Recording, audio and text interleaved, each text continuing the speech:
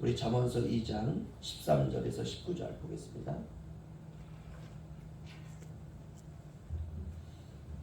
잠언서 2장 13절에서 19절이요. 저 한 절씩 교독하겠습니다.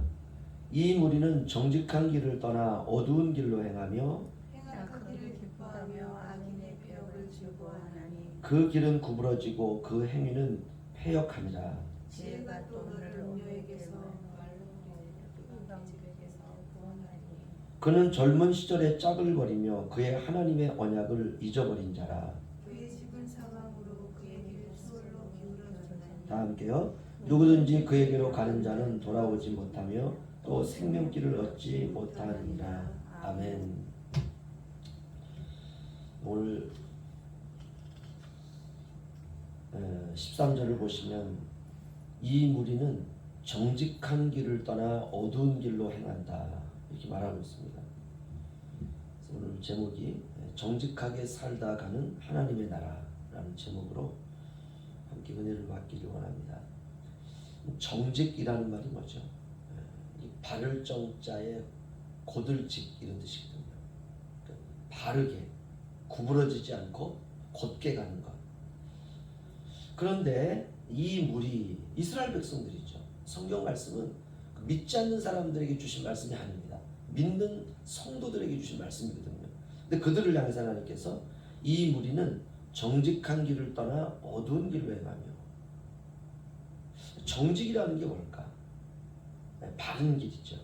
곧은 길. 그건 진리죠. 그렇죠? 진리는 생명으로 인도하는 길이고 생명으로 인도하는 길은 오직 하나. 그건 주님이 가신 길입니다. 이 땅에 모든 사람이 어그러지고 구부러진 길로 가다가 결국은 내가 이게 천국 가는 길이구나 라고 생각을 했지만 그게 지옥 가는 길이었거든요. 그래서 주님께서 이 땅에 오셔서 이제 바르고 곧은 진리, 십자가의 도, 그렇죠? 그 길로 주님이 천국 가는 길로 가셨고 그 길을 열어놓으셨습니다. 그래서 우리는 그 길로 가면 돼요. 주님이 가신 그 길. 뭐 가난하면 어떻습니까? 그렇죠? 우리 주님이 옷을 몇 벌을 가지고 있으셨을까요? 그냥 단벌이에요. 그거 한 벌. 신발은 주님이 몇 개나 가지고 계셨을까요? 오늘날 우리처럼 지난번에 이제 이 동네에 그 현포에 사시는 권사님 같으신데 그 이름은 제가 잘 모르겠어요.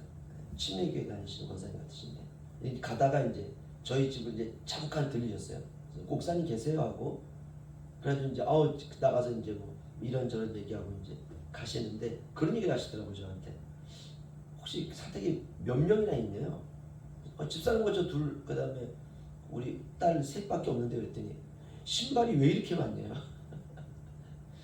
그 뭐 슬리퍼하고 운동화 여름에 대충 그 두 개 신잖아요, 그렇죠? 근데 장화도 이제 갖다 놓고 하니까 그 세 명이 합치면은 6개, 7개, 8개 이렇게 대부분 나와 있잖아요, 그렇죠? 왜 이렇게 많냐는 거예요. 그래가지고 그 얘기를 들으 제가 한참 웃었어요, 그냥. 셋밖에 없는데. 우리가 신발장이 얼마나 많습니까? 겨울에 신는 신발 한 두세 컬레, 여름에 신는 신발 또 두세 컬레. 한 사람이요 적어도 한 6, 7, 거기다 슬리퍼 굉장히 많을걸요 아마. 우리 주님은 몇 개나 가지고 있었을까 신발이? 딱 하나죠. 하나. 옷 한 벌, 신발 한 켤레. 가난하면 어떻습니까? 우리가 많이 소유하지 못하면 어떻습니까? 때로 좀 병들면 어떻습니까? 살다 보면 힘이 빠질 때가 있잖아요. 다리에 힘도 빠지고 이상하다. 좀 힘이 없으면 어떻습니까? 남들이 알아주지 않으면 그게 대수인가요? 아무 상관없죠. 인생의 성공과 실패는 내가 얼마나 많이 소유하느냐에 있지 않고 죽음 이후에 천국에 가 있으면 성공이에요. 그러나 죽음 이후 이 세상에서 우리가 그냥 떵떵거리고 살고 부족함이 없이 살았음에도 불구하고 지옥에 가 있으면 실패입니다. 그러니까 무엇을 신경 쓰고 살아야 하느냐가 중요한 것이죠. 그의 나라와 그의 의를 구하라. 주님 우리에게 그렇게 말씀해 주셨습니다.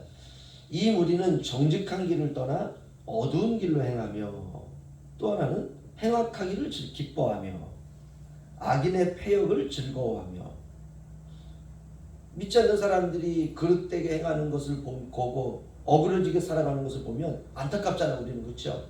그런데 악인들은 그런 걸 보면서 즐거워한다는 거예요. 뉴스에서 막 살인사건이 나고 뉴스에서 고통당하는 사람들이 나오고 이러면은 우리 마음이 아파야 되는데 그걸 보면서 즐거워하는 사람들이 있다는 거예요. 그런 사람들이 있나요 세상에? 그렇게 이제 살면 그 길은 구부러지고 그 행위는 패역하리라. 정직하지 못하는 길이죠. 하나님을 떠난 인생이 그렇다는 것입니다. 지혜를 떠난 인생이 그렇다는 것입니다. 우리의 모든 인생의 초점을 잠언서에 나오는 지혜와 말씀과 명철과 훈계와 복음에 맞추어 저와 여러분이 살아가야 되리라 믿습니다. 그게 가장 안전해요. 말씀을 따라 살아가는 것, 그게 가장 안전합니다.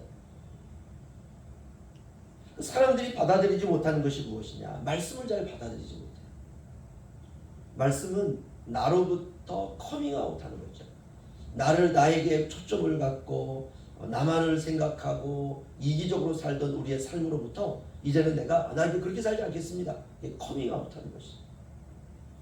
하나님을 바라보던 시선을 계속해서 유지하고 나를 바라보던 시선을 주님을 향하게 되고 나 중심으로 살던 인생에서 주님을 향하여 살고 나의 판단을 중시하던 인생에서 주님의 판단을 붙들고 이렇게 철저히 신본주의적인 인생을 사는 것입니다. 사람이 자신에게 집착하게 되고 자신을 계속해서 붙들고 이렇게 되면 결국 신앙으로부터 벗어나게 됩니다. 이걸 우리가 탈선이라고 그러죠. 자동차가 가야 되는 길로부터 막 중앙선을 침범하게 되고 막 옆으로 그냥 가려고 하면 사고 나죠. 이게 신앙의 탈선입니다. 그러면 이제 하나님을 떠나 살게 되고 그 문의는 신자인데 삶은 세상이 되죠. 그렇게 나아가면 결국 길을 잃습니다. 16절로 19절 저한테서 교도하겠습니다. 지혜가 또 너를 음녀에게서 말로 호리는 이방 계집에게서 구원하리니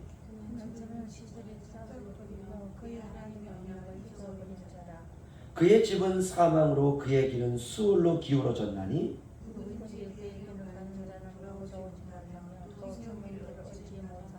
아멘. 여기서 음녀는 우리의 신앙을 호리는 자죠. 그렇죠? 누가 그럴까요? 사탄이죠. 하나님을 떠난 인생은 결국 18절 보시면 그의 집은 사망으로 그의 길은 스올로 지옥이죠. 결국 인생이 생명길을 얻지 못한다는 것입니다. 이 세상에는 이제 두 종류의 사람이 있는데요. 천국 백성과 지옥 백성. 두 종류밖에 없습니다. 천국 백성은 이 세상에서 천국 백성답게 살고 지옥 백성은 이 세상에서 지옥 백성답게 살다가 죽는 것입니다. 이 어쩔 수 없어요. 삶의 방식이 다릅니다.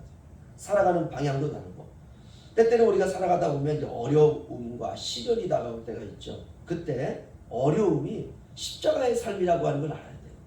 우리 주님이 이 땅에 사시면서 사셨던 모든 삶이 고난이었거든요.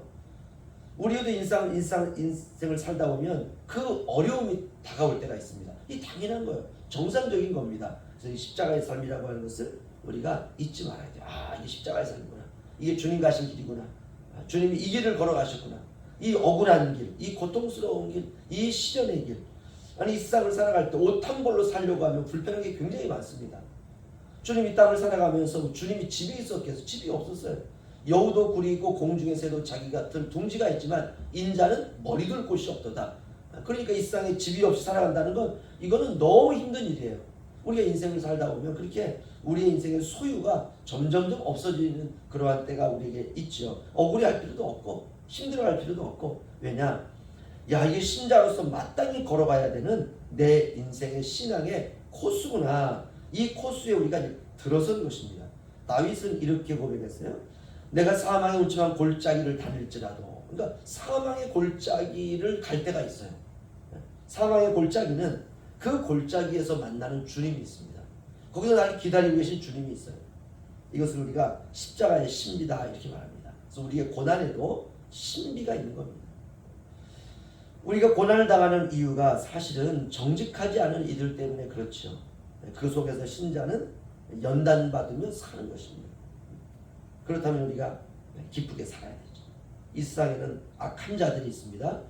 때로 그들 때문에 선한 사람들에게 고통이 다가올 때가 있어요. 여러분 그럴 때 너무 상심하지 마시고 이게 내가 정상적인 인생을 사는 거구나. 내가 정상 궤도에 들어왔구나. 이렇게 이해하시면 될 것 같습니다. 우리 마지막으로 22절 보시죠.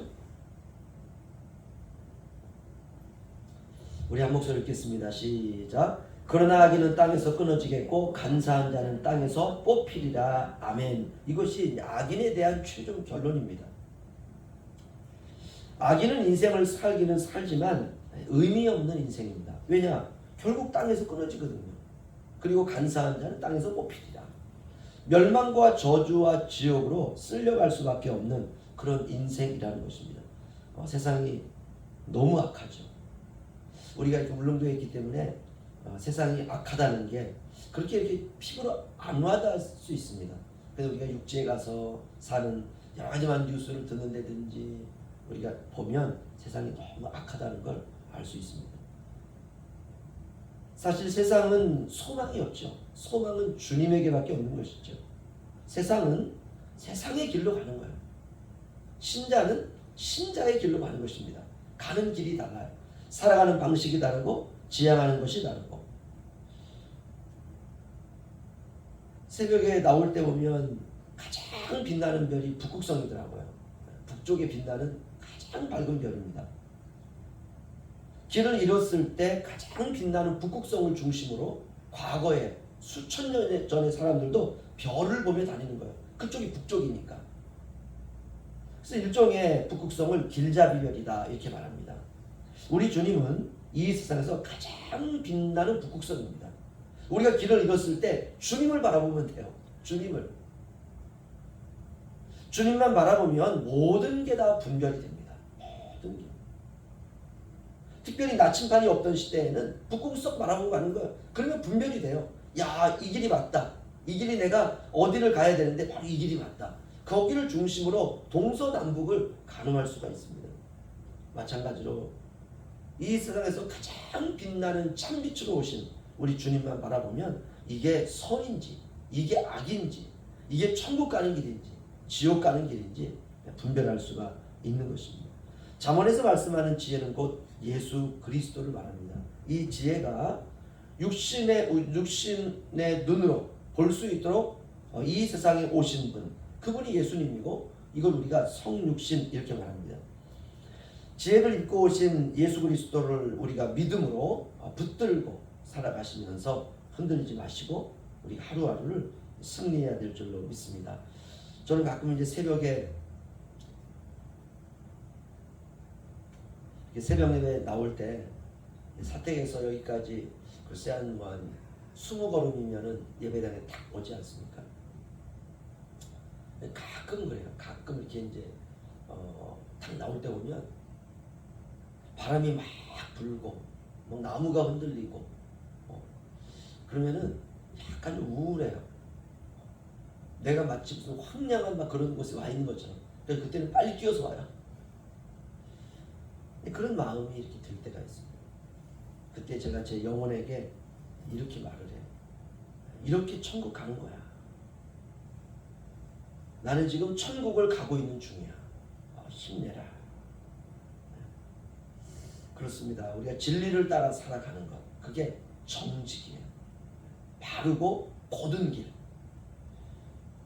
시험이 오면 기도하고, 그렇죠? 이게 정직이에요. 시험에 들지 않게 너희가 기도하라. 또 시험이 오면 그 시험을 주신 주님을 생각하면서 나를 하나님께서 지금 만들고 계시는 과정이구나. 이러면 그냥 인생이 깔끔합니다. 근데 시험이 올 때 막 머리가 복잡한 거예요. 그러면 구부러진 길로 가게 되고 바르지 않은 길로 가게 되고. 그래서 우리는 진리를 따라서 정직하게 사는 것입니다. 오늘도 정직하게 주님만 바라보며 힘차게 살아가시는 저와 여러분의 가정이 되시기를 주의 이름으로 축원합니다. 기도하겠습니다. 주님, 정직한 길로 가기를 원합니다. 공의와 정의와 명철과 지혜와 말씀을 따라 살기를 원합니다. 그것이 정직임을 알게 하시니 감사합니다.